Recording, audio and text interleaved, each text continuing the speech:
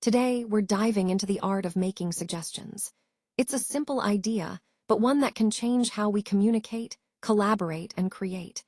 We'll explore how to offer ideas in ways that invite conversation, encourage openness, and lead to better outcomes for everyone involved.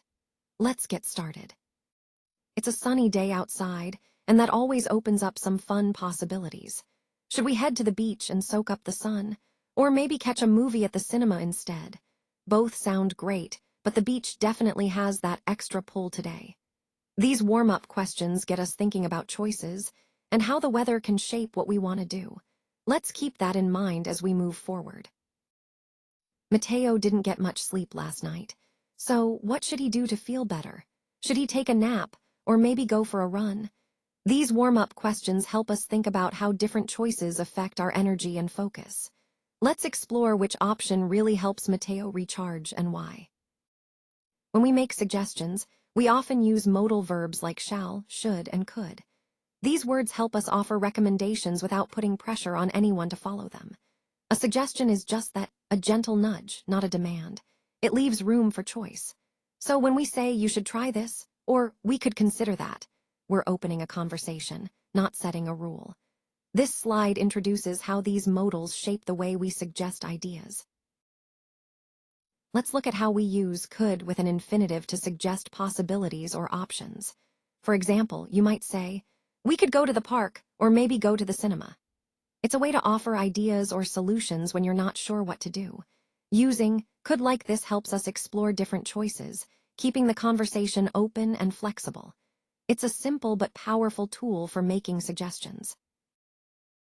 Let's talk about how we use should plus the infinitive to give recommendations.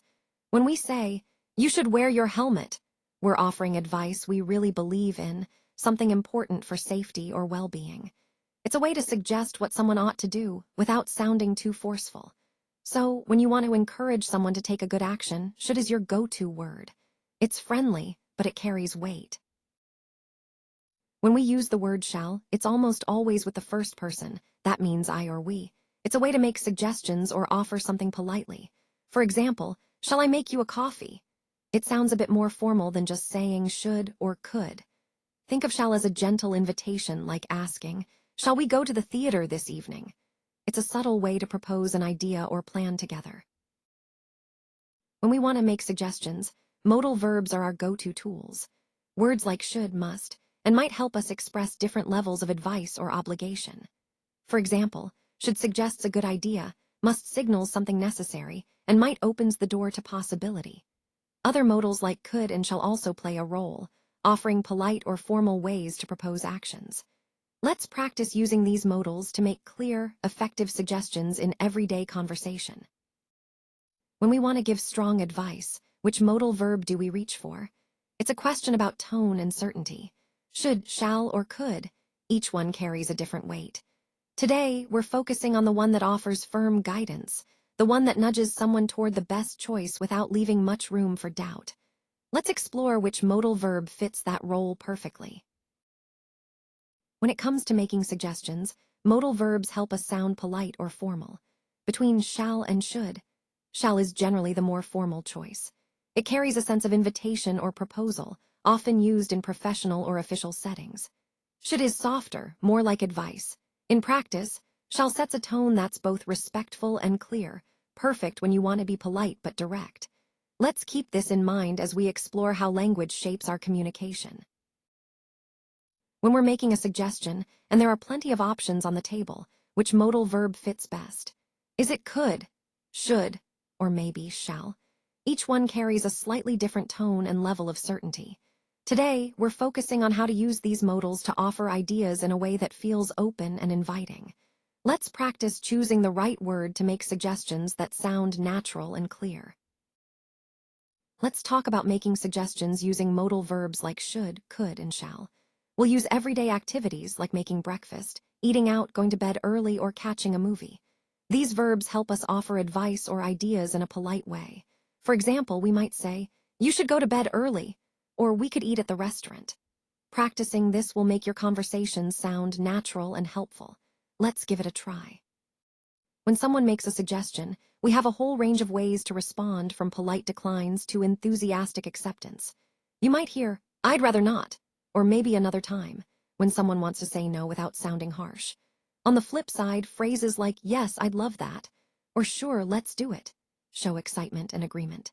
This slide highlights how we accept or decline ideas, capturing the subtle ways we communicate our choices every day. When someone makes a suggestion, we usually respond in one of two ways: we accept it or we decline it. On this slide, you see examples of both. Saying, "Yes, that's a great idea," shows acceptance. Saying, "No, I don't feel like it," is a polite way to decline. We also ask questions back like, "We could go to the library after school," or "Should we study for our test tomorrow?" These responses keep the conversation going. Let's think about other ways we might accept or decline suggestions in everyday talk. Now it's your turn to put what you've learned into practice. You'll see a simple suggestion, like "It's a beautiful day," followed by "We should go to the park." Your job is to accept or decline the suggestion using the phrases we've covered. This is a great way to build confidence and make these expressions feel natural. Let's give it a try and see how smoothly you can respond. Now it's your turn to put those phrases into action. You'll see a suggestion like, "Shall I make us some dinner?" Your job is to respond, either accept or decline, using the expressions we've practiced. This is where everything comes together, so take your time and give it a go. It's all about building confidence in real conversations. Now it's your turn to put those phrases into action. You'll see a suggestion like, "We could go to the cinema tonight." Your job is to accept or decline using the expressions we've covered. This is all about practicing how to respond naturally, so don't worry about getting it perfect. Just give it a go, and let's build that confidence together. Let's take a moment to practice making suggestions using should, could, or shall. The scenario here is simple: it's raining today. Now think about what you might say. Maybe, "We should take an umbrella," or "We could stay inside." Or even, "Shall we wait until the rain stops?" This exercise helps us use polite, helpful language in everyday situations. Give it a try. Let's look at a simple scenario. Someone says, "I'm feeling ill today." Your task is to respond using should, could, or shall. This is a chance to practice giving advice or making suggestions in a natural way. For example, you might say, "You should rest," or "You could see a doctor." It's all about choosing the right word to gently guide or offer options. Give it a try. Let's put what we've learned into practice. You'll see a simple scenario, "I'm very hungry." And your job is to make a suggestion using should, could, or shall. It's a chance to try out these helpful words in a real situation. Think about what advice or options you might offer, then say your suggestion aloud. This exercise helps us get comfortable with polite and useful ways to make recommendations. Let's give it a go. Now it's your turn to put those modal verbs into action. Use could and should to make suggestions. It's a simple way to offer advice or possibilities. Think of could as opening a door to options, and should as a gentle nudge toward what's best. Let's practice making suggestions with these modals and see how they help us communicate more clearly and politely. A brief transitional moment here as we move between sections of the presentation. Let's continue forward to the next topic, which we'll explore in more depth. This video was created with SlideSpeak. Visit SlideSpeak to turn your presentations into engaging AI-narrated videos.